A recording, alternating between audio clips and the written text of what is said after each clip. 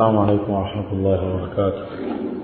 الحمد لله رب العالمين، والصلاة والسلام على أشرف الأنبياء والمرسلين نبينا محمد وعلى آله وأصحابه أجمعين، أما بعد، فيقول الله تبارك وتعالى في كلامه العزيز: أعوذ بالله من الشيطان الرجيم.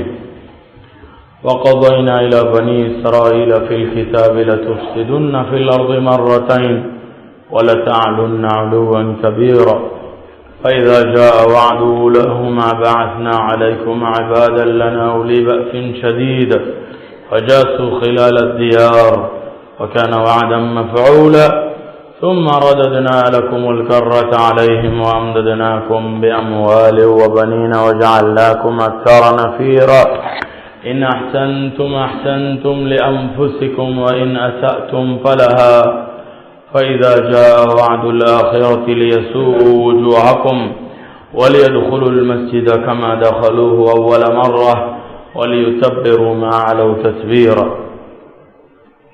صدق الله العظيم. وقال النبي صلى الله عليه وسلم: لا تزال طائفة من أمتي ظاهرين على الحق لا يضرهم من خذلهم ولا من خالفهم حتى يأتي أمر الله وهم على ذلك. رواه البخاري. صدق رسول الله صلى الله عليه وسلم. எல்லா புகழும் புகழ்ச்சியும் வல்லவனாகிய அல்லாஹ் சுப்ஹானஹு வ தஆலா ஒருவனுக்கே உரித்தாகட்டும். ஸலாத் எனும் கருணையும் சலாம் எனும் ஈரேற்றமும் சாந்தி நபி சன்மார்க்க போதகர் எங்கள் தலைவர் முஹம்மது முஸ்தபா ஸல்லல்லாஹு அலைஹி வஸல்லம் அவர்கள் மீதிலும், அன்னார்களை பின்பற்றி வாழ்ந்த அருமை சஹாபாக்கள், தாபிஊன்கள், தபஅத் தாபிஈன்கள், மேலும் கியாமத் வரை வரக்கூடிய முஸ்லிமான முஃமினான ஆண்கள் பெண்கள் அனைவர்கள் மீதிலும் உண்டாவதாக என்று கூறியதன் பின்னால், அல்லாஹ்வினுடைய கட்டளையை ஏற்று அவனது இல்லமாம் பள்ளி வாயிலே ஆரம்ப நேரத்திலே ஒன்று குழுமி இருக்கும் அல்லாஹ்வின் நல்லடியார்களே, நேசர்களே, எங்கள் வாழ்வில் ஏற்படக்கூடிய எல்லா நிலைகளிலும் அல்லாஹ்வை பயந்து அவனால் ஏவப்பட்ட ஏவல்களை என்ற அளவு எடுத்து நடக்கும்படியும் அவனால் விலக்கப்பட்ட விலக்கல்களை முற்றாக தவிர்ந்து கொள்ளும்படியும் முதலில் எனக்கும் அப்பால் உங்களுக்கும் நான் வசியத் செய்து கொள்கிறேன். அன்பு நிறைந்த அல்லாஹ்வின் நல்லடியார்களே, காலத்தை விளங்குவது என்பது மார்க்கத்தில் நான்கில் ஒன்று. இது ரசூல் ஸல்லல்லாஹு அலைஹி வஸல்லம் எங்களுக்கு தெளிவுபடுத்திய மார்க்கம். நாங்கள் எந்த காலத்தில் வாழ்கிறோமோ இந்த காலத்தை விளங்குவது இது மார்க்கத்தில் நான்கில் ஒரு பகுதி. ஏனென்றால் காலம் விளங்கப்படாமல் மார்க்கம் விளங்கப்பட மாட்டாது. அந்த அளவு பயங்கரமான சதிகளும் சூழ்ச்சிகளும் நிறைந்த காலத்தில் வாழ்ந்து கொண்டிருக்கிறோம். யூதர்கள் என்பவர்கள் சதிக்காரர்கள். அவர்களுடைய சதியிலே அவர்கள் உயர்வை அடைந்த காலம்தான் இந்த காலம். ஹஜ்ரத் யாக்கூப் அலைஹிஸ்ஸலாம் அவர்கள் யூசுப் அலைஹிஸ்ஸலாத்துடைய மூத்த சகோதரர்களை அன்றே சதிக்காரர்கள் என்று சொன்னார்கள்.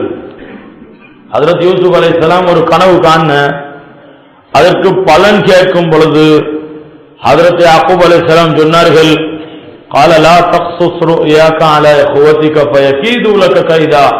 உங்களுடைய சகோதரர்களுக்கு இதனை சொல்ல வேண்டாம், அவர்கள் உங்களுக்கு சதி செய்வார்கள்.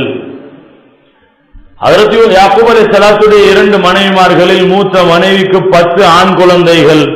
அந்த 10 பேருடைய பரம்பரையை தான் நாங்கள் யூதர்கள் என்று சொல்கிறோம். அவர்களில் ஒருவருடைய பெயர் இஸ்ராயில். எனவே அவர்களை பனு இஸ்ராயில் என்பார்கள். ஏனென்றால் அதிகமான சந்ததியினர்கள் இஸ்ராயிலுக்கு தான்.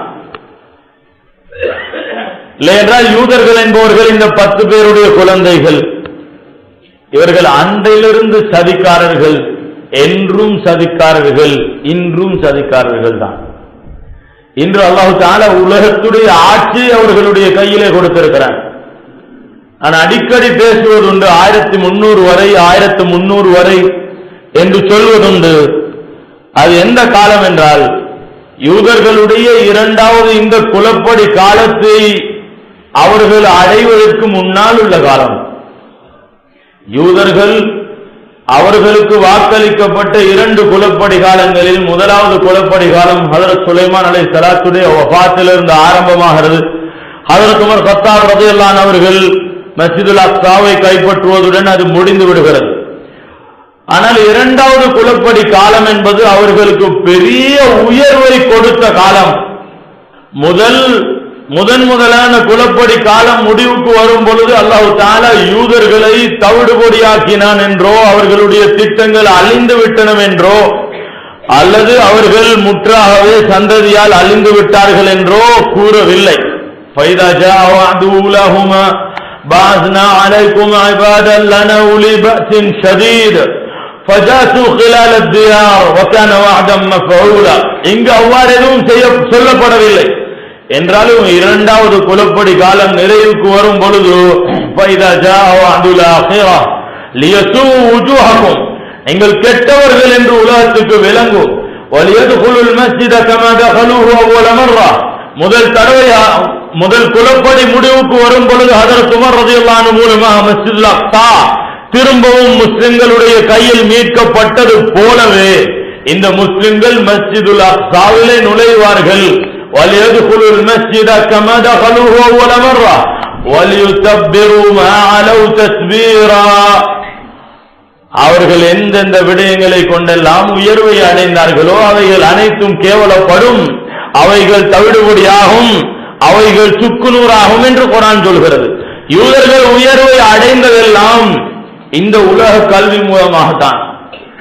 எந்த கல்வியை நீங்கள் பாராட்டுகிறீர்களோ, எந்த கல்வியை நீங்கள் ஒவ்வொரு குழந்தையும் கற்க வேண்டும் என்று நினைக்கிறீர்களோ, எந்த கல்வியை உலகில் நாங்கள் உயர்வை அடைய காரணம் என்று நினைக்கிறோமோ, அந்த கல்விதான் இவர்களுடைய பெரிய ஆயுதம் என்பதை குர்ஆன் சொல்கிறது. இரண்டாவது குலப்படி காலம் அவர்களிடத்தில் வந்துவிட்டால் ثُمَّ رَدَدْنَا لَكُمُ الْكَرَّةَ عَلَيْهِمْ وَأَمْدَدْنَاكُمْ بِأَمْوَالٍ وَبَنِينَ وَجَعَلْنَاكُمْ أَكْثَرَ نَفِيرًا. அவர்களுக்கு குழந்தை குட்டிகளை கொண்டும் பொருளாதாரத்தை கொண்டும் நாங்கள் உதவி செய்கிறோம் என்று குர்ஆன் சொல்கிறது. யார் குழந்தையை பெற்றாலும் யூதர்களுடைய கற்கை நெறியை கற்று யூதனாகத்தான் மாற வேண்டும் என்ற நிலை. பொருளாதாரம் என்பது அவர்களுக்கு சொந்தமாக மாறிவிட்ட நிலை. இது 1300க்கு முன்னால் இருக்கவில்லை. நல்ல முறையில் புரிந்து கொள்ள முயற்சி செய்யுங்கள். யாருக்காவது கஷ்டமாக கசப்பாக நினைக்கிறீர்கள் என்றால் அவதானமாக கேளுங்கள். எங்கள் பக்கத்தில் ஏதும் நியாயம் இருக்கிறதா என்று பாருங்கள். நாங்கள் உளறுகிறோமா இல்லை என்றால் குர்ஆனுடைய முழக்கங்களா என்பதை பாருங்கள். அன்புரைந்த அல்லாஹ்வின் நல்லடியார்களே, இரண்டாவது குலப்படி காலத்துடைய உயர்வு இவர்களுக்கு உயர்வாக மாறுவதெல்லாம் அவர்களுடைய எஜுகேஷன் மூலமாக, அவர்களுடைய இந்த கல்வி மூலமாக. எந்த கல்வியை நீங்கள் எல்லாம் வஹ்யுடைய கல்வியை விட்டுவிட்டு முக்கியத்துவம் கொடுக்கிறீர்களோ, உயர்வாக கருதுகிறீர்களோ, எதன் மூலமாக துனியாவுடைய உயர்வுகளை தேடுகிறீர்களோ, எதன் மூலமாக தீனுக்கோ ஆகிராவுக்கோ எந்த லாபமும் கிடையாதோ, எதன் மூலமாக முஸ்லிம்களுடைய பண்பாடுகள் சீர்குலைகின்றனவோ, எதன் மூலமாக விபச்சாரிகள் உருவாகிறார்களோ, எதன் மூலமாக சிறு பிராயத்திலேயே காம வெறி பிடித்தவர்கள் உருவாகிறார்களோ, எதன் மூலமாக போதை பொருள்கள் பரப்பப்படுகிறதோ, எதன் மூலமாக பண்பாடுகள் சுக்குநூறாக்கப்படுகிறதோ, எந்த ஒரு ஒழுக்கமும் இல்லாத ஒரு கூட்டம், ஒரு பிச்சரும், ஒரு சமுதாயம் உருவெடுக்கிறதோ,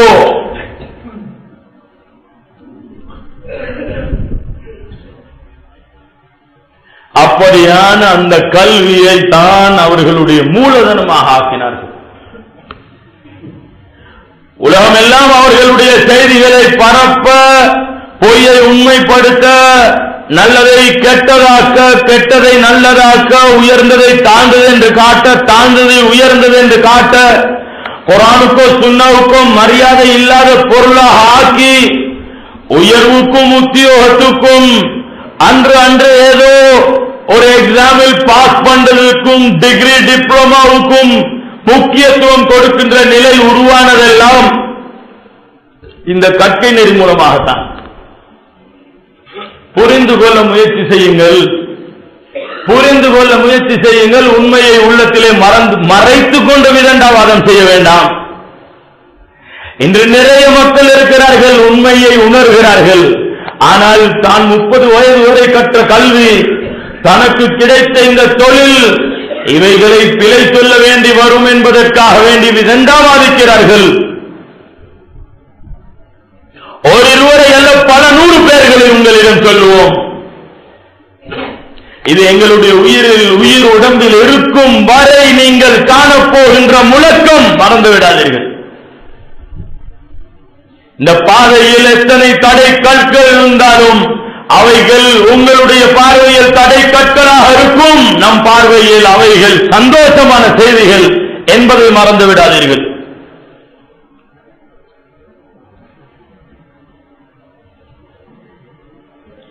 அறிவு என்பது ஒரு விடயத்தை யதார்த்தமாக புரிந்து கொள்வதற்கு பெயர்.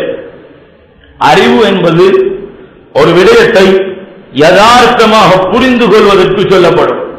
மஅரிஃபத்துல் மஅலூமி அலா மா ஹுவ அலைஹி பில் வாक़ி. உலமாக்களிடம் கேளுங்கள், அவர்கள் இல்முக்கு தாரீஃப் வரைவிலக்கணம் படித்திருக்கிறார்கள். நீங்கள் அறிவுக்கு வரைவிலக்கணம் படித்திருக்கிறீர்களோ தெரியாது. நீங்கள் சொல்கின்ற அறிவுக்கு எங்காவது ஒரு ஏட்டில் நீங்கள் வரைவிலக்கணம் படித்திருக்கிறீர்களோ தெரியாது. ஆனால் உலமாக்களிடம் கேளுங்கள், எங்களுடைய முன்னோர்கள் உசூலை அமைத்தவர்கள், ஃபிக்ஹுடைய உசூலுடைய ஆரம்ப படியை கற்கின்ற சிறிய வகுப்புகளிலே படிக்கின்ற மாணவர்களுக்கு கூட மதரசாக்களில் அது கற்பிக்கப்படுகிறது. ஷரஹுல் வரகாத்துடைய முதலாவது வரியே அந்த இல்முடைய தாரீஃப் தான். மஅரிஃபத்துல் மஅலூமி அலா மா ஹுவ அலைஹி பில் வாक़ி. யதார்த்தத்தில் ஒரு விடயம், அறியப்பட போகின்ற விடயத்தை அது எந்த நிலையில் உண்மையாக இருக்கிறதோ அந்த நிலையில் அறிவதற்கு பெயர் அறிவு. மடமை என்றால் என்ன? மடமை என்பதும் ஒரு கற்கை தான். மடமை என்பதும் ஒரு கற்கை தான். மஅரிஃபத்துல் மஅலூமி அலா খিলাফி மா ஹுவ அலைஹி பில் வாक़ி. யதார்த்தத்தில் அறியப்படும் விடயத்தை அதனுடைய நிலைக்கு மாற்றமான நிலையில் அறிந்து கொள்வது. யதார்த்தம் ஒன்றாக இருக்கும், புரிதல் இன்னொன்றாக இருக்கும். இது ஜஹலுக்கு மடமைக்கு சொல்லப்படுகின்ற வரைவிலக்கணம். இன்று எதை எந்த மாதிரி புரிய வேண்டுமோ அதனை அப்படியே விட்டுவிட்டு அந்த சில கோட்பாடுகளுக்கு கீழால் உலகை சிந்திக்க வைத்திருக்கிறார்கள். இதனை உயர்வு என்று நினைக்கிறார்கள். இது ஒருபோதும் உயர்வு அல்ல, இது ஒரு தாழ்வு. இது ஒருபோதும் அறிவல்ல, இது ஒரு மடமை. 7 வானங்களை பற்றி குர்ஆன் பேசுகிறது. சயின்ஸ் சொல்கிறது ஒரு வானமும் கிடையாது என்று. என்ன நினைக்கிறீர்கள்? இதனை பேசினால் சொல்வீர்கள், இவர் இன்னும் பாடர் வகுப்பிலே படிக்கிறார் போலும். எல்லா வகுப்பையும் படித்துவிட்டு தான் இந்த கேள்விகளை கேட்கிறோம். இந்த கேள்விகள் முன்வைக்கப்படுவது யதார்த்தமாகத்தான். விமர்சிப்பவர்கள் முதலாவது நாங்கள் வைத்த கேள்விகளுக்கு பதில் சொல்லுங்கள். 150 கேள்விகளுக்கு மேலால் வைத்திருக்கிறோம் இந்த அறிவாளிகளிடத்தில். முடியுமானால் ஒரு கேள்விக்கு பதில் தாருங்கள். உங்களுடைய அறிவை, உங்களுடைய கற்கையை மடமையா இல்லையா என்று பரிசீலிப்போம்.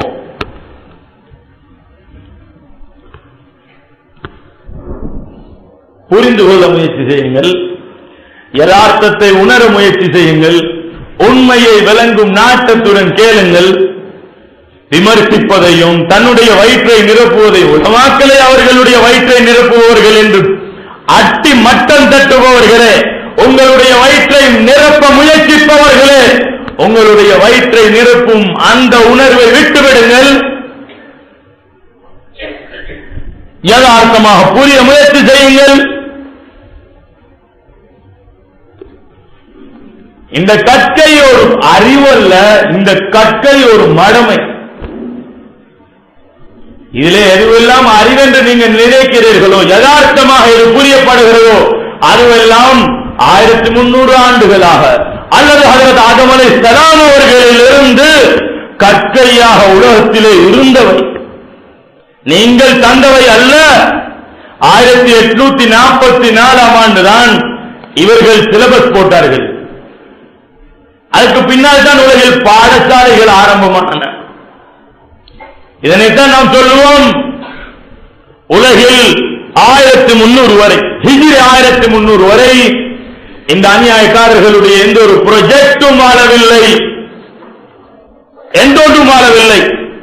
அது வேர்ல்ட் பேங்காக இருக்கலாம், WHO ஆக இருக்கலாம், யுனைடெட் நேஷனாக இருக்கலாம், இவர்களுடைய பாலிடிக்ஸாக இருக்கலாம், இவர்களுடைய அரசியலாக இருக்கலாம், இவர்களுடைய டிஃபென்ஸ் பாதுகாப்பு என்ற பெயரில் மக்களை அடித்துதைக்கும் இந்த சமுதாயமாக இருக்கலாம்,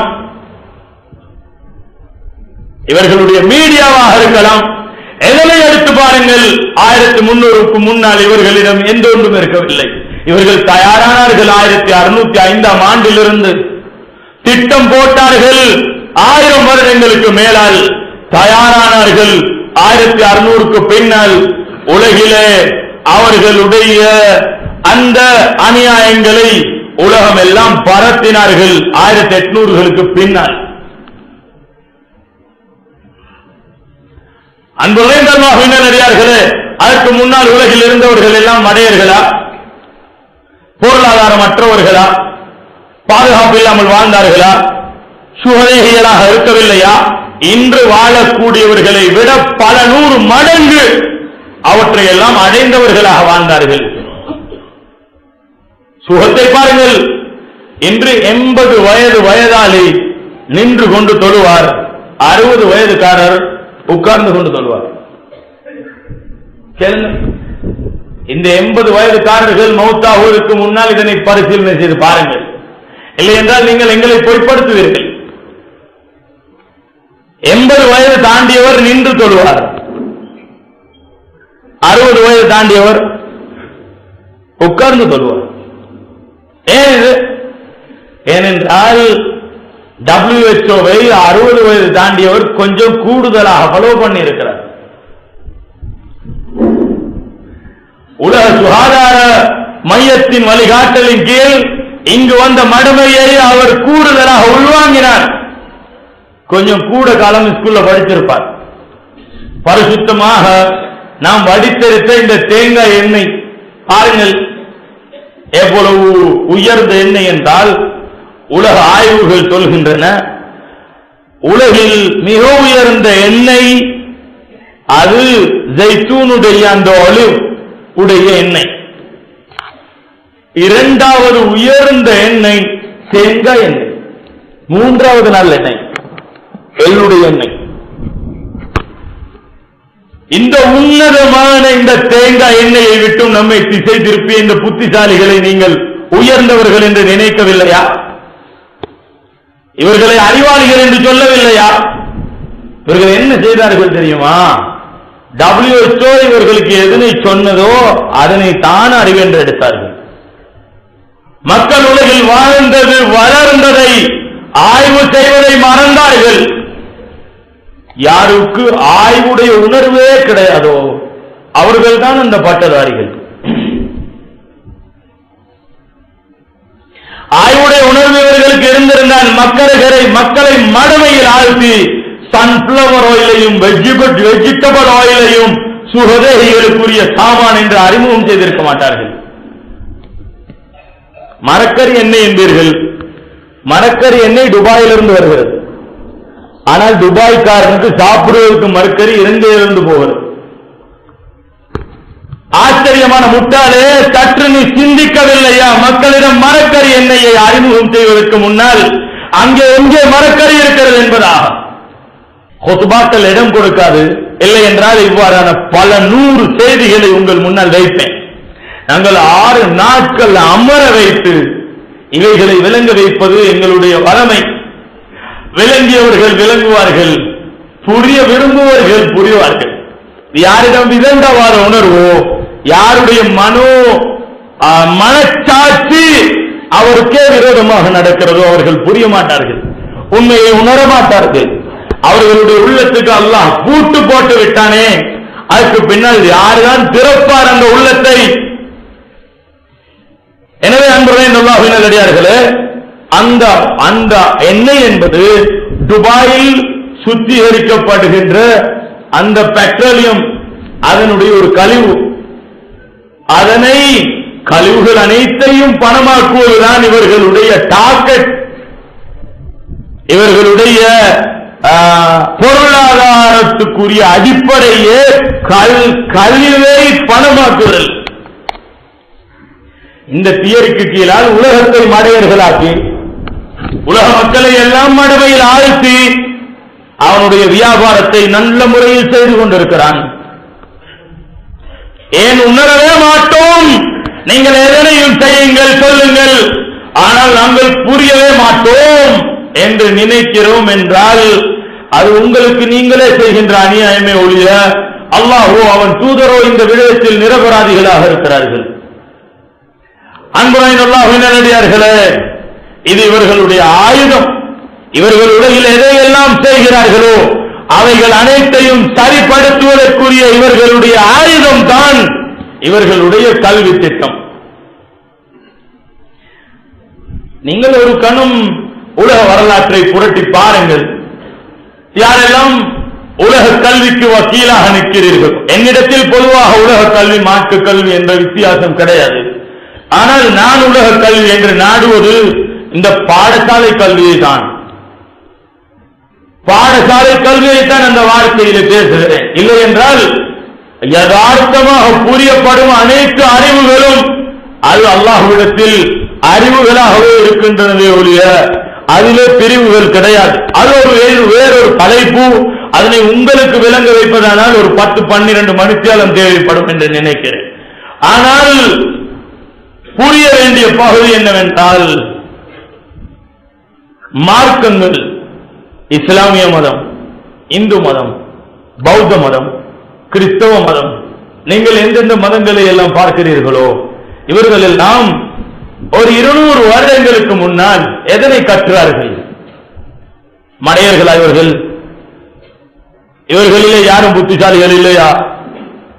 இல்லை என்றால் அவர்கள் பண்பட்டதை விட கூடுதலாக இந்த காலத்துடையவர்கள் பண்பட்டார்களா? இல்லை என்றால் சீர்கெட்டார்களா? சீர்கேட்டுக்கா கல்வி? பண்பாட்டுக்கா? கல்வி என்பது பண்பாட்டுக்கு சீர்கேட்டுக்கு இல்லை. தற்கால சீர்கேடை விட 100 மடங்கு பண்பாடு உள்ளவர்களாக அவர்கள் வாழ்ந்தார்கள், முன்னோர்கள் வாழ்ந்தார்கள். அது இந்துக்களாக இருக்கலாம், பௌத்தர்களாக இருக்கலாம், கிறிஸ்தவர்களாக இருக்கலாம், முஸ்லிம்கள் அவர்களை விட ஒரு படி மேலால் உயர்வான பண்பாடுடையவர்களாக வாழ்ந்தார்கள். இன்று எந்த முஸ்லிம்கள் பண்பாட்டுடைய வித்துக்களாக உலகிலே வாழ்ந்தார்களோ அதே முஸ்லிம்களை பண்பாட்டில் சீர்கெட்டவர்களாக நீங்கள் பார்க்கிறீர்கள் என்றால் அது இவர்கள் கற்ற கற்கை நெறியுடைய வழிகாட்டல். கல்வி வழிகாட்ட வேண்டும் பண்பாட்டுக்கு. கல்வி ஒருபோதும் சீர்கேட்டுக்கு வழிகாட்டாது. நான் கேட்கிறேன் உங்களிடம், 100 வருடங்களுக்கு மேலால் எங்களுடைய குழந்தைகளை ஒப்படைத்தோம். நீங்கள் எங்களுக்கு எவ்வளவு சீர்கெட்ட ஒரு சமுதாயத்தை தந்தீர்கள்? இந்த கேள்விக்கு பதில் சொல்லுங்கள். நான் மிம்பரிலே சூளுரைத்து கேட்கிறேன், 100 வருடங்களாக எங்களுடைய குழந்தைகளை எல்லாம் உங்களிடம் தந்தோம். ஒவ்வொரு குழந்தையும் காம வெறி பிடித்தவர்களாக மாறியது தாயுடைய மடியிலே அல்ல, ஒவ்வொருவரும் மனச்சாட்சியிலே கை வையுங்கள். ஒவ்வொருவரும் காமத்துக்கு இரையானார்கள், பாடசாலையிலே, வெளியிலே அல்ல. யாருக்காவது விளங்கவில்லை என்றால் விளங்கியவர்களிடம் கேட்டுக் கொள்ளுங்கள். சிலர் இருக்கிறார்கள், அவர்களுடைய காது கேட்க மாட்டாது, கண் பார்க்க மாட்டாது, ஆனால் சொல்லுவார்கள் நாங்கள் கேட்டோம் பார்த்தோம் என்பதா. யார் உணர விரும்புகிறீர்களோ அவர்கள் முதலாவது சமுதாயத்தில் விளங்கியவர்களிடம் உங்களுடைய கருத்தை சொல்லிவிட்டு வாருங்கள். கல்வி பண்பாட்டுக்காக, கல்வி சீர்கேட்டுக்காக அல்ல. எனவே அன்புரையின் அல்லாஹ்வின் நல்லடியார்களே, பாருங்கள், 4 வயது 5 வயது பிள்ளை, சிறு குழந்தை, அதுக்கு எதுவுமே தெரியாது. அப்படி என்றால் எந்த பாவமும் தெரியாது, எந்த தேவையில்லாத உணர்வும் கிடையாது. அது அப்படியான சூழலில் வளர்க்கப்பட்டிருந்தால் பெரும்பாலும் அப்படித்தான் வளர்க்கப்படுகிறார்கள். ஆனால் அந்த குழந்தைக்கு முதலாவது நர்சரியிலே படித்துக் கொடுப்பார்கள் லவ் ஹிஸ்டரி. எந்த குழந்தைக்கு? 4-5 வயது குழந்தைக்கு. இந்த நர்சரி கோர்ஸ் முடித்தவர்களிடம் கேட்டு பாருங்கள். அந்த பெண்களை அழைத்து ஒரு நாள் கேளுங்கள், எதனை கற்று வருகிறார்கள் என்று, எதனை ஊட்டுகிறார்கள் என்று. அன்றிலிருந்து ஊட்டப்பட்ட காமம், அதற்கு உறுதுணையாக இருந்த உங்களுடைய வீட்டிலே இருக்கின்ற அந்த தியேட்டர் யூனிட், வீட்டுக்குள்ளால் தியேட்டர்களை வைத்திருக்கிறீர்களா இல்லையா? ஹோம் தியேட்டரை சொல்ல வரவில்லை, சாதாரண ஒரு டெலிவிஷன் இருந்து விட்டாலே அது ஒரு தியேட்டர் தான் அந்த வீட்டுக்கு பேர்.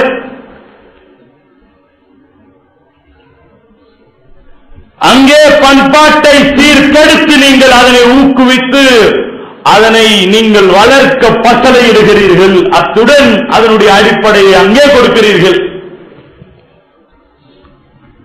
யாரை குறை சொல்ல போகிறீர்கள்? யாரிடம் பொறுப்பு சாட்டப் போகிறீர்கள்? நீங்கள் எங்களை குறை சொன்னால் நாங்கள் கேட்போம், எங்களுடைய மதரசாவில நீங்கள் பிள்ளையை விட்டீர்கள் என்பதா? நீங்கள் எங்களிடம் உங்களுடைய சமர்ப்பணங்களை கொண்டு வந்தால் நாங்கள் கேட்போம், அல்லாஹ்வும் ரசூலும் குர்ஆனும் சுன்னவும் இதிலே குற்றக்காரர்கள் என்பதா?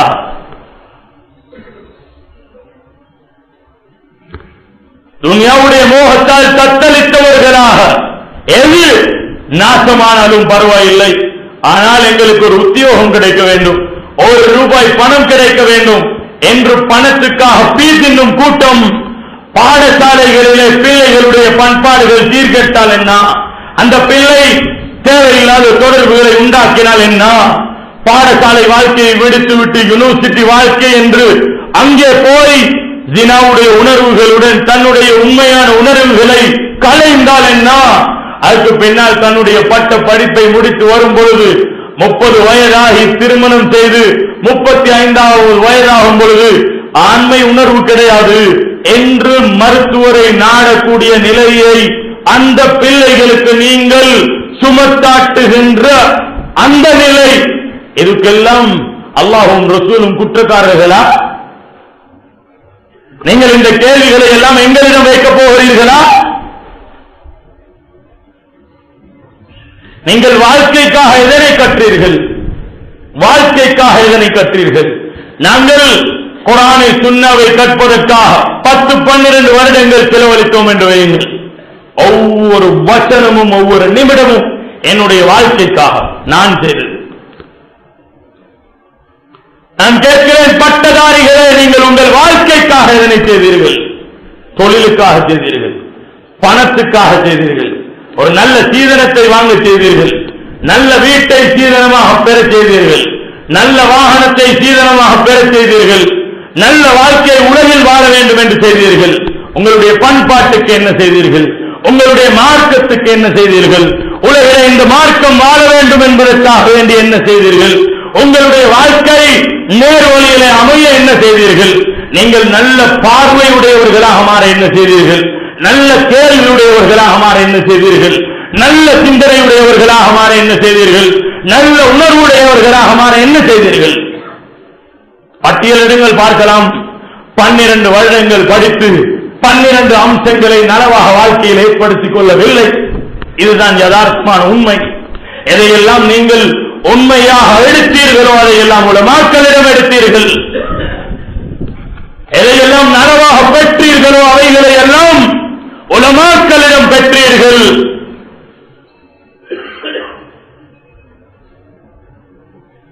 ஏன் இந்த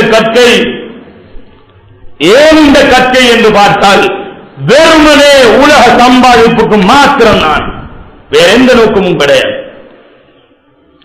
இதில் எங்களுடைய சில உலமாக்களும் விழுந்து விட்டார்கள். அவர்களுக்கு இன்று தொழில் தேவை, உலக வாழ்க்கையை நடாத்தும் வழிமுறை தேவை. எங்களுடைய முன்னோர்கள் ஏன் இன்னொருகளிலும் இருக்கிறார்கள், தன்னுடைய வாழ்க்கைக்காக வேண்டி அல்லாஹ்விடம் பிரார்த்தனை செய்து எடுப்பவர்கள். நீங்கள் கற்ற ஹதீஸிலே கிடையாதா?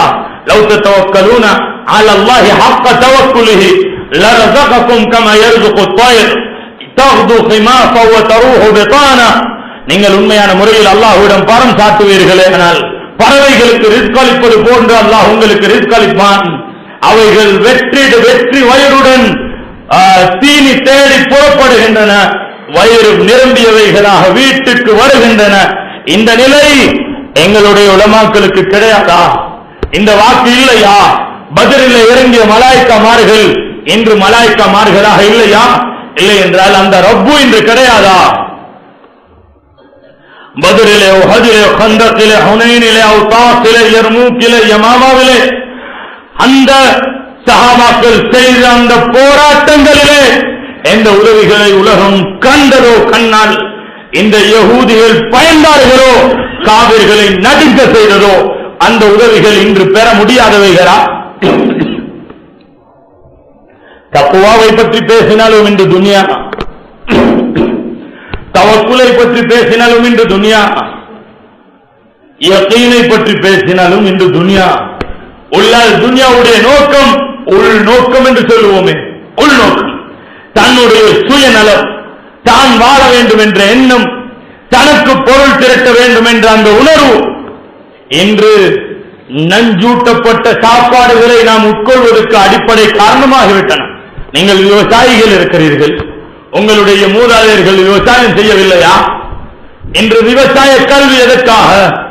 நீங்கள் ஒவ்வொரு 10 நாளைக்கு 12 நாளைக்கு ஒரு முறை அந்த வயலிலே நஞ்சடிக்கிறீர்கள். ஒரு பரலை கட்டிக்கொண்டு, ஒரு பம்பை கட்டிக்கொண்டு போய் அங்கே அடிக்கிறீர்கள்.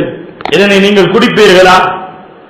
ஏன் அதிலே அடித்து அந்த சாப்பாட்டை நஞ்சூட்டப்பட்டதாக ஆக்கிறீர்கள்? தோல் சுவாசிக்கிறது, உள்வாங்குகிறது. எதனை நீங்கள் தோலிலே கொடுப்பீர்களோ அது உடம்பிலே சேரும். தானியத்துடைய தோல் அதனை உள்வாங்கி தானியத்திலே சேகரிக்கிறது. அந்த நஞ்சுடன் நீங்கள் உங்களுடைய அரிசியை எங்களுக்கு தருகிறீர்கள். நான் சொல்கிறேன், நீங்கள் சேவை செய்யவில்லை, நாசம் செய்கிறீர்கள்.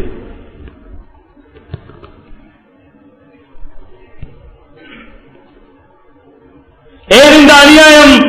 ஏனென்றால் பட்டதாரிகள் தான் படித்தவர்கள், எங்களுக்கு புத்தி இல்லை என்று நினைத்தீர்கள். இல்லை என்றால் நீங்கள் வேப்பங்கொட்டையை தண்ணீரிலே போட்டு ஒரு 40 நாள் வைத்து விட்டால், அதனை தெளித்து விட்டால் அங்கே எந்த பூச்சும் வரமாட்டாது. ஒவ்வொரு விவசாயம் அதனை யோசித்திருப்பீர்கள். அதற்கு அந்த நுரை கொட்டையை சேர்த்து விட்டால் அது நுரைத்துவிடும், அது அதனுடன் சேர்ந்து விடும், எந்த பக்க விளைவையும் உண்டாக்காது. மில் செய்கிறீர்கள். மில்களை வைத்திருக்கின்றவர்களே, அல்லாஹுக்காக வேண்டி நீங்கள் உம்மத்துக்கு அநியாயம் செய்ய வேண்டாம். 5 வருடங்கள் ஒரு தானியம் பாதுகாக்கப்படுவதற்கு போமலினை விடவும், செத்த பிணத்துக்கு அடிக்கப்படும் போமலினை விடவும் பயங்கரமான ஒரு நஞ்சை அடிக்கிறீர்கள். 5 வருடம் அதனை பக்கத்திலே பாதுகாப்பதற்கா? இல்லை என்றால் அரிசி 6 மாதத்துக்கும் 9 மாதத்துக்கும் இடையிலே புஷ்பிடித்துவிடும், அதிலே வெள்ளை படிந்துவிடும். நீங்கள் கண்டிருக்கிறீர்கள். எப்படி அது 5 வருடங்களுக்கு மார்க்கெட்டில் இருக்கிறது? 5 வருடம் என்ன, 10 வருடம் வரை இருக்கிறது. என்ன பயங்கரமான நஞ்சை அதிலே நீங்கள் ஊட்டுகிறீர்கள் தெரியுமா? யார் உங்களுக்கு வழிகாட்டினான்? யார் உங்களுக்கு வழிகாட்டினான்? உலமாக்களை குறை சொல்ல போகிறீர்களா? இல்லை என்றால் உங்களுடைய மூதாதையர்களை சபிக்க போகிறீர்களா? மூதாதையர்கள் உங்களுக்கு இந்த அநியாயம் செய்யவில்லை. மூதாதையர்கள் உங்களுக்கு கற்று தந்தார்கள் மக்களுக்கு நலவு செய்ய. எதிலே மக்களுக்கு நலவு இருக்கிறதோ சொல்வார்கள், விவசாயியுடைய ஒரு உதவியாளன் தான் மண் புழு என்பார்கள். மண் புழு விவசாயியுடைய உயிர் போன்றது. இன்று மண் புழுவை பார்க்கலாமா உங்களுடைய விவசாய பூமிகளில்? நீங்கள் அதற்கு பசறையிடுகிறீர்கள் என்ற பெயரில் வெளிநாட்டில் இருந்த நஞ்சை அடித்தீர்கள். அந்த புழுக்கள் எல்லாம் இனம் தெரியாமல் செத்தொழிந்து விட்டன, மண்ணுடன் ஆகிவிட்டன. இன்று எங்கே அங்கே நைட்ரஜன் உள்ளே போக போகிறது. காற்றில் உள்ள நைட்ரஜனை அதனுடைய வேர்களிலே சேர்ப்பதன் மூலமாகத்தான் தாவரங்கள் வளர்கின்றன என்று நீங்கள் படித்தனால் உங்களுடைய பட்டதாரிகள் ஏன் உங்களை மடையர்களாக்கினார்கள்?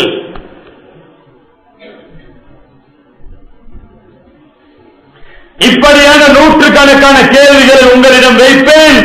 நீங்கள் வாழ்நாள் முடிந்துவிடும் பதில் சொல்ல மாட்டீர்கள். உங்கள் வாழ்நாள் முடிந்துவிடும், பதில் சொல்ல மாட்டீர்கள்.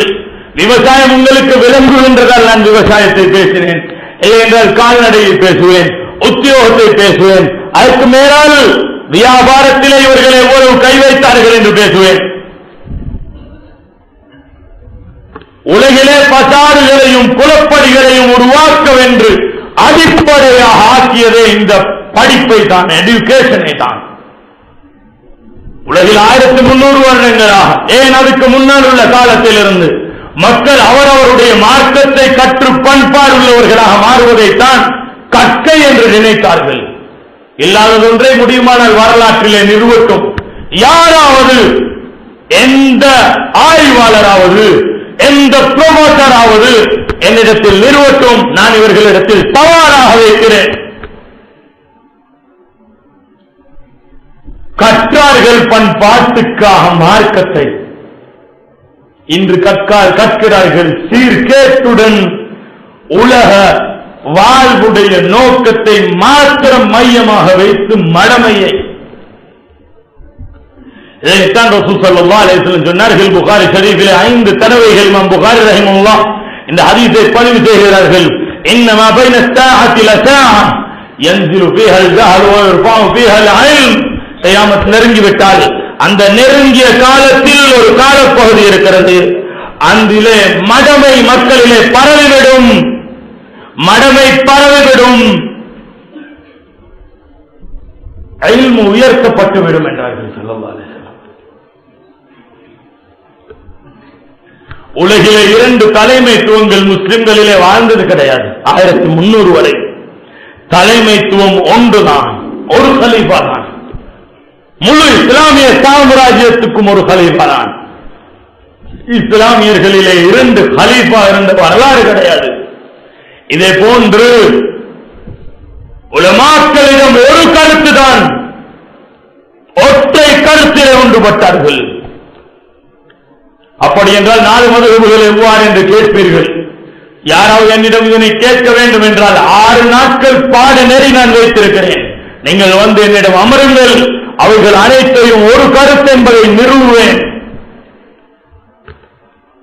வெறும் ஒரு சில நிமிடங்களை எனக்கு தந்துவிட்டு உங்களுடைய குஞ்சி ஆய்வின் மூலமாக நீங்கள் இதனை உங்களுடைய தராசிலே போட்டு நிறுத்தால் அது இன்னும் ஒரு மடமையை உங்களுக்கு யோசிக்க வைக்கும். நீங்கள் எல்லாவற்றையும் பின்னி பிணைந்து கொள்வீர்கள். விளங்க நினைக்கிறீர்கள் என்றால் வாருங்கள், விளங்க வைப்போம். ஒன்றும் தெரியாமல் உளறுகிறோம் என்று நினைக்க வேண்டாம். ஆய்வுகள், ஆய்வாளர்கள் எல்லாம் இருக்க என்ன இவருடைய ஆய்வா என்று நினைக்க வேண்டாம். ஒவ்வொரு விடயத்தையும் குர்ஆனில் இருந்து சுன்னாவில் இருந்து உங்களுக்கு தோலுரிப்பேன். அல்லாஹ் தஆலா என்னுடைய ஆய்வை வைத்திருந்தால் அதுவரை செய்வேன். அன்புடன் அல்லாஹ்வின் நல்லடியார்களே, அல்லாஹ் தஆலாவுடைய குர்ஆன் இதனைத்தான் சொல்கிறது. சும்மா ரதத்னா லகுமுல் கர்ரத அலைஹிம்.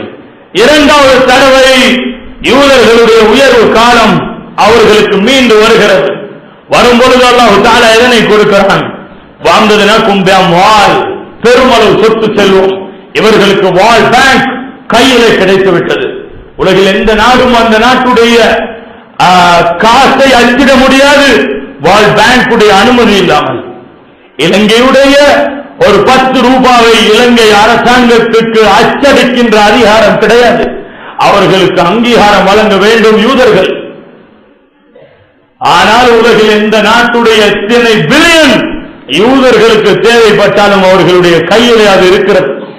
இதனைத்தான் குர்ஆன் சொல்கிறது. வாழ்ந்ததினக்கும் வால் ஒபனீன், குழந்தை குட்டிகளை யார் பெற்றாலும், அது முஸ்லிமாக இருக்கலாம், இந்துவாக இருக்கலாம், கிறிஸ்தவனாக இருக்கலாம், இல்லை என்றால் பௌத்தனாக இருக்கலாம், உலகில் உள்ள எந்த மதத்தவன் பெற்றாலும் அவன் யூதனுடைய கட்டையை தான் கற்க வேண்டும். வாழ்ந்ததினக்கும் ஒபனீன். இது எந்த நிலைக்கு ஆக்கும் என்றால், உலமாக்களை நான் தயவாக விழிக்கிறேன், நான் உங்களுடன் தாழ்மையாக நடக்கிறேன். ஆனால் நான் கேட்கின்ற கேள்வியை சற்று நீங்கள் உள்வாங்குங்கள். நான் ஒரு கேள்வி கேட்கிறேன். யூதர்கள் இந்த உலகில் 1 கோடி பேர்கள் 2 கோடி பேர்களுக்கு உள்ளதான் இருக்கிறார்கள். ஆனால் குர்ஆன் சொல்கிறது அவர்களுடைய எஜுகேஷன் மூலமாக கற்க ஆரம்பித்து விட்டால் உலகில் மிக அதிகமானவர்களாக யூதர்கள் தான் இருக்கிறார்கள் என்று சொல்கிறது. وَأَمْدَدْنَاكُمْ بِأَمْوَالٍ وَبَنِينَ وَجَعَلْنَاكُمْ أَكْثَرَ نَفِيرًا. நபர்களிலே எண்ணப்படும் எண்ணிக்கையிலே அதிகமானவர்களாக யூதர்களை நாங்கள் மாற்றுகிறோம் என்று குர்ஆன் கூறுகிறது.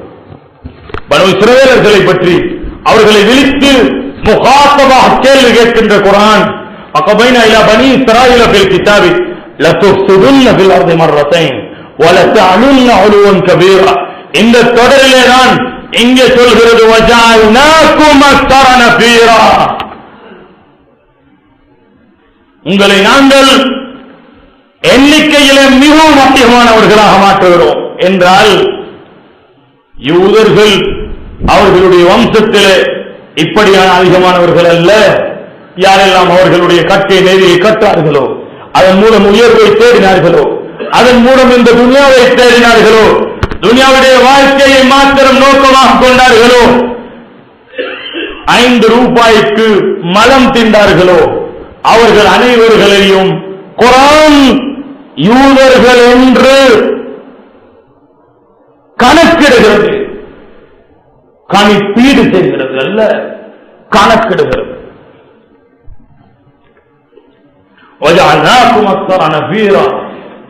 எனவே அன்புரைந்த அல்லாஹ்வின் எவ்வளவு கசப்பாக இருந்தாலும், எவ்வளவு கடினமாக இருந்தாலும் உண்மைதான்.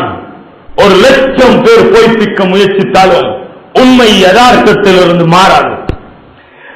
1,00,000 பேர் உண்மைப்படுத்தினாலும் பொய் தான், பாத்தில் தான், வழிகேடு தான். அதனை நீங்கள்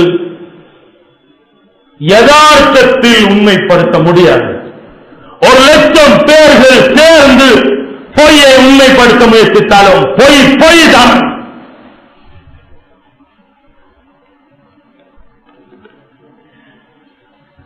இதற்கு அடுத்தபடியாக நடக்க போவது இந்த உலகத்தில் யூதர்களுடைய அவர்களுடைய இந்த குலப்படி காலத்துடைய உயர்வு அப்படியே தாழ்வாகிவிடும்.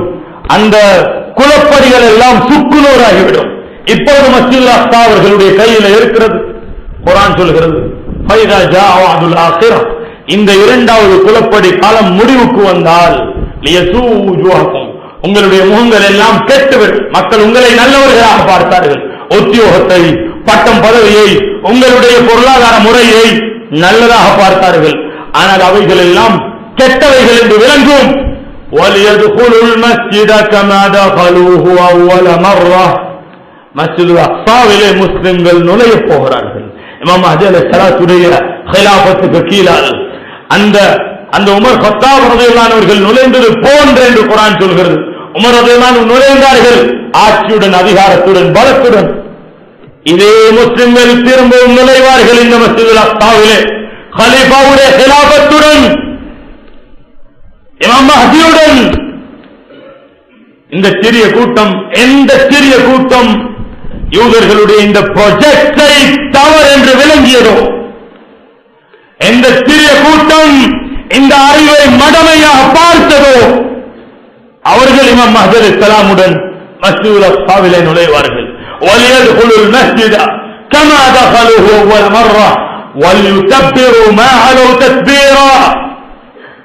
அவர்கள் எந்தெந்த சூழ்ச்சிகள் மூலமாக உலகிலே பசாதுகளை செய்து உயர்வை அடைந்தார்களோ, அவர்களுடைய வேர்ல்ட் பேங்க் மூலமாக, அவர்களுடைய எஜுகேஷன் மூலமாக, அவர்களுடைய யுனைடெட் நேஷன் மூலமாக, அதற்கு கீழால் உள்ள யூனிட்ஸ் மூலமாக, WHO மூலமாக, பொலிட்டிக்கல் மூலமாக, டிஃபென்ஸ் மூலமாக, மீடியா மூலமாக, இப்படியாக எவைகள் கொண்டு அவர்கள் உயர்வை அடைந்தார்களோ, வலியுதப்பிரு மா அலௌ தத்பீரா, அவைகள் அனைத்தும் சுக்கு நூறாகி தவிடுபடியாகும் என்று குர்ஆன் சொல்கிறது. இது குர்ஆனுடைய வார்த்தை, இது குர்ஆனுடைய முழக்கம். இது குர்ஆன் சொல்லும் கருத்து. இந்த கருத்தில் நாங்கள் எவ்வளவு உறுதியாக இருக்கிறோம் என்றால், எங்களுக்கு இன்று சூரியன் மறைந்தால் நாளை உதிக்காதா என்று சந்தேகம் வந்தாலும் குர்ஆனுடைய வார்த்தையில் சந்தேகம் வர மாட்டாது, மறந்து விடாது. எனவே உணர்வு பெற வேண்டிய காலம், எனவே விழிப்புணர்வு யூதர்களை விட்டும் மக்களை கலட்டுவதற்கு செய்யப்பட வேண்டிய காலம். இந்த அநியாயங்களிலிருந்து மக்களை பாதுகாக்க முயற்சிக்கப்பட வேண்டிய காலம். இந்த விழிப்புணர்வு என்று சொல்கிறோம், யூதர்களுக்கு வக்கீலாக நிற்கிறோம். இன்று டெங்கு ஒழிக்கிறோம் என்று சொல்கிறோம், கிணறுகளை மூடி தள்ளுகிறோம், கிணற்று நீரை இழந்தோம், குளோரின் என்ற நஞ்சை குடித்தோம். அதற்கு பின்னால் நாங்கள் தான் பட்டதாரிகளும் அறிவாளிகளும். அப்படியா? எங்கே இருக்கிறீர்கள்? டெங்கு என்பதனுடைய அடிப்படை என்ன? டெங்கு என்ற நுளம்பு அது அவர்களால் கொண்டு வந்து அடிக்கப்படுகிறது. இது ஆதாரபூர்வமான செய்திகளை பேசுகிறேன், வளவழுக்கவில்லை உங்களிடம். அதுக்கு பின்னால் அந்த ஏரியாவில் பெரியதொரு இன்ஃபெக்ஷனை செய்து கிணறுகளை மூடுகிறார்கள். கடந்த 3 மாதங்களுக்குள்ள காத்தாங்குடியில் 16 கிணறுகளை மூடினார்கள். சட்டமாக மூடவில்லை என்றால் 30,000 ரூபாய் ஃபைன் அடிப்போம் என்று அவர்களை பலவந்தப்படுத்தினார்கள். இந்த அநியாயங்களுக்கு தீர்வு என்ன? கிணற்று நீர் மக்களுக்கு எவ்வளவு உயிரோட்டத்தை தரும் என்றால், சூனியத்துக்கும் அது மருத்துவம். குர்ஆன் சொல்கிறது. ஹஜ்ரத் அய்யூப் அலைஹிஸ்ஸலாம் 18 வருட நோயாளி அல்லாஹ்விடம் துஆ செய்தார்கள். وَأَيُّوبَ إِذْ نَادَى رَبَّهُ أَنِّي مَسَّنِيَ الشَّيْطَانُ بِنُصْبٍ وَعَذَابٍ. அய்யூப் அலைஹிஸ்ஸலாம் தன்னுடைய ரப்பை அழைத்த பொழுது சொன்னார்கள், அதனை நீங்கள் ஞாபகம் செய்து பாருங்கள் என்று குர்ஆன் சொல்கிறது. வல்குர் அபதனா அய்யூப் إذ نادى ربه أني مسني الشيطان بنصب وعذاب. அவர்கள் சொல்கிறார்கள் அல்லாஹ்விடத்தில், யா அல்லாஹ், என்னை ஷைத்தான் பலவிதமான கஷ்டங்களை கொண்டு பீடித்து விட்டான், எனக்கு அதாபு செய்கிறான் என்று சொன்ன பொழுது அல்லாஹ் தஆலா பதில் சொல்கிறான், உர்குத் பிரிஜ்லிக், உங்களுடைய காலால் நிலத்திலே தோண்டுங்கள். ஹாரா, இந்த தண்ணீர் மௌத்தசலோன், குளிப்பதற்கு, வாரிதுன், குளிர்ச்சியானது. நிலத்திலிருந்து வரும் தண்ணீர் நிலம் சூடாக இருந்தாலும் குளுமையாக இருக்கும். நீங்கள் பாருங்கள், குர்ஆன் சொல்கிறது கிணற்று தண்ணீர் குளுமையானது. வஷராப், அது குடிப்பதற்குரியது. குடித்தார்கள், நோய் நிவாரணம் அடைந்தார்கள். அய்யூப் அலைஹிஸ்ஸலாம், உங்களுக்கு என்ன 18 வருட நோய் இருந்தது? கிருமியை பற்றி பேசுவார்கள் எருமைகள், கிருமியை பற்றி பேசுவார்கள் எருமைகள். நான் கேட்கிறேன், காற்றிலே எத்தனை லட்சம் கிருமிகள் இருக்கின்றன, இவைகளை எல்லாம் உங்களுக்கு பில்டர் பண்ணி தந்தார்களா? தண்ணீரை கிணற்றிலிருந்து எடுத்து கொழுப்பாட்டி குடியுங்கள், ஏனென்றால் அதிலே கிருமி இருக்கின்றது என்று சொன்னீர்களே. காற்றுக்கு என்ன பில்டர் அடிக்கவா மூக்கிலே? உங்களுடைய தீர்வு என்ன? தண்ணீரை விட கூடுதலான கிருமி காற்றிலே இருக்கிறது. யார் இவைகளுக்கெல்லாம் தீர்வு சொன்னான்? அன்பர்களே, தொடர்ந்து மடமையிலே வாழக்கூடாது. நானும் நீங்களும் புத்தி உணர்வு பெற வேண்டும், ஒரு மறுமலர்ச்சியை நோக்கி நகர வேண்டும். இல்லை என்றால் எங்களுக்கு நாங்களே அநியாயம் செய்தவர்கள் மாத்திரமல்ல, எங்களுடைய பிச்சலங்களுக்கும் அநியாயம் செய்தவர்களாக அல்லாஹ்விடத்தில் மாட்டிக்கொள்வோம். வல்ல நாயன் ஹக்கை ஹக்காக விளங்கி அதனை எடுத்து நடக்கும், பாத்தில்களை தவிர்த்து நடக்கும் தௌஃபீக் செய்வானா. அல்லாஹ் நம்முடைய பாவங்களை மன்னிப்பாயா, உண்மை உண்மையாக உணர்த்துவாயா, அதனை எடுத்து நடக்க தௌஃபீக் செய்வாயா, பாத்திலை பாத்திலாக காட்டுவாயா, பொய்யை பொய்யாக உணர்த்துவாயா, அதனை விட்டும் தவிர்த்து நடக்க தௌஃபீக் செய்வாயா. இப்படியான பயங்கரமான குழப்படி காலத்துடைய தீர்வை எங்களுக்கு நசீபாக்குவாயா. இந்த மடமையிலிருந்து உன்னுடைய வஹ்யுடைய இல்மின் பக்கம், அறிவின் பக்கம் இந்த உம்மத்துடைய குழந்தைகளை எல்லாம் திசை திருப்பி வைப்பாயா. இந்த அநியாயக்காரர்களின் பிடியிலிருந்து காப்பாற்றுவாயா.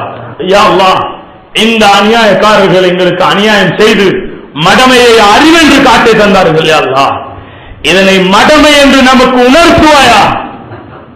உண்மையான யதார்த்தமான உன்னுடைய நபிமார்கள் சுமந்து வந்த அந்த இல்மை எங்களுக்கு இல்மாக தருவாயா?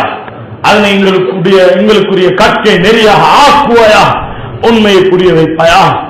எங்களுக்கு உண்மையான இஸ்லாமிய உணர்வை தருவாயா? துஆக்களை கபூல் செய்வாயா? ஆமீன் யா ரப்பல் ஆலமீன். அல்ஹம்துலில்லாஹ்.